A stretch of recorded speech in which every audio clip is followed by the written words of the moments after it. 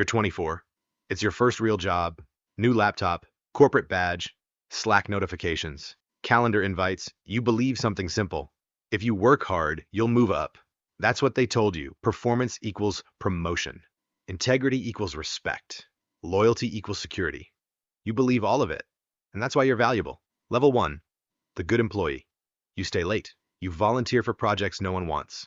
You double-check your emails before sending them. You don't gossip. When coworkers complain about leadership, you stay neutral. You think professionalism means silence. Your manager says you're dependable. You take that as a compliment. 3 years pass. You're 27 now. A promotion opens up. You've done everything right. You know the systems. You trained half the team. You've never missed a deadline. The promotion goes to someone else, someone louder, less experienced, more visible. You tell yourself, they must see something I don't. That's the first shift. You stop assuming the system is fair. You start observing it. Level 2, the pattern recognition. You begin to notice things. Promotions don't go to the best workers. They go to the best positioned. Meetings matter more than results. Visibility matters more than effort. Proximity to power matters more than skill. You see a coworker report unethical budgeting practices. She was right. Everyone knew she was right. 3 months later, she's gone. Official reason: cultural misalignment. You learn something quietly. Truth is expensive, and you don't have enough capital to spend it.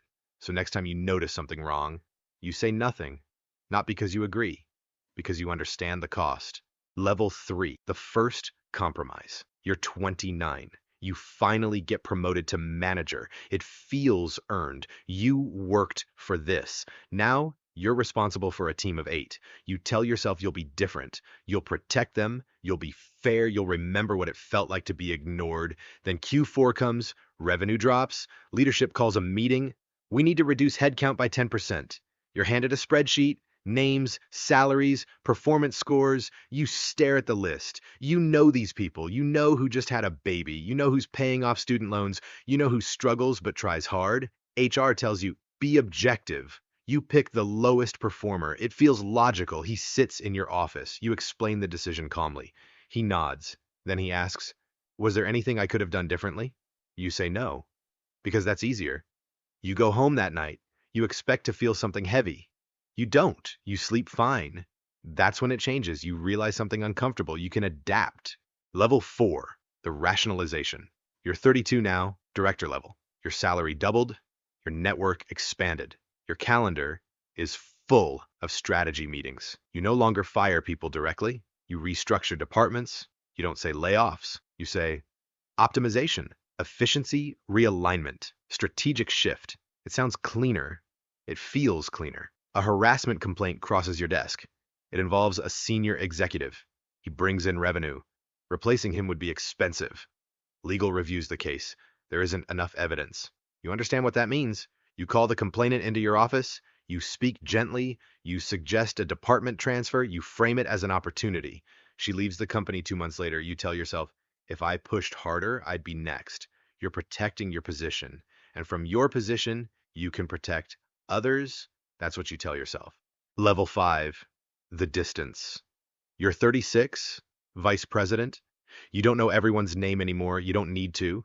You think in departments now, headcount, margins, risk.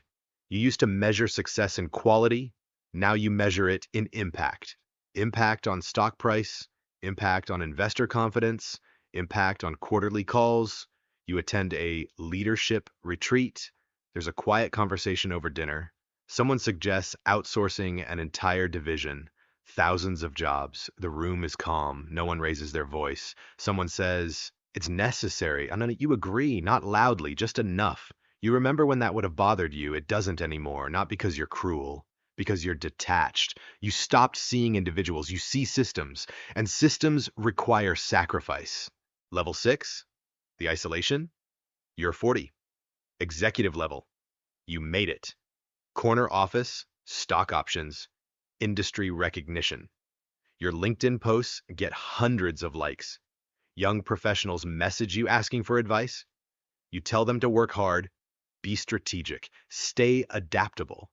You don't mention what that really means. At work, people respect you. They don't confide in you. You can feel the distance. Conversations stop when you enter a room, not out of hatred, out of caution. You built that environment. You trust almost no one, not your peers, not your board, not your own direct reports. You sleep lightly. You check your phone at 2 a.m. There's always risk, always politics, always someone climbing. You recognize something strange. You feel powerful and alone. Level 7, the reflection. You're 44. Another promotion is coming. CEO is retiring. Your name is on the short list. You walk through the office one evening. Most people have left. You see a young employee at her desk. She looks like you did at 24. Focused, hopeful, believing the system rewards effort. You recognize the optimism. You also recognize the future. You didn't wake up one day and decide to become ruthless. You adjusted. You survived. You optimized yourself for the environment. The system didn't force you. It shaped you. Gradually, reasonably, logically. You traded discomfort for advancement, silence for security, empathy for influence, and every step made sense at the time. That's the part no one talks about. Corruption rarely feels dramatic. It feels practical. You get the CEO role. It's official. Congratulations flood your inbox. You thank your mentors publicly. You talk about vision, growth, culture. Privately, you review cost-cutting measures. You know what must happen next quarter. You'll call it transformation. Someone else will call it survival. The young employee will call it unfair, and she'll be right, but she'll learn, like you did. You're 48 now. You built a career. You built influence. You built wealth. You also built distance from your peers, from your old ideals, from the version of yourself that once believed integrity alone was enough. You weren't evil. You were adaptive. And in this system, adaptation is rewarded. The question was never, are you a good person? The real question was, how much of yourself are you willing to trade to stay in the game? Because the corporate ladder doesn't just test competence, it tests identity, and every promotion costs something. The higher you climb, the quieter it gets. If you were in that position, would you be different or would you adapt too? And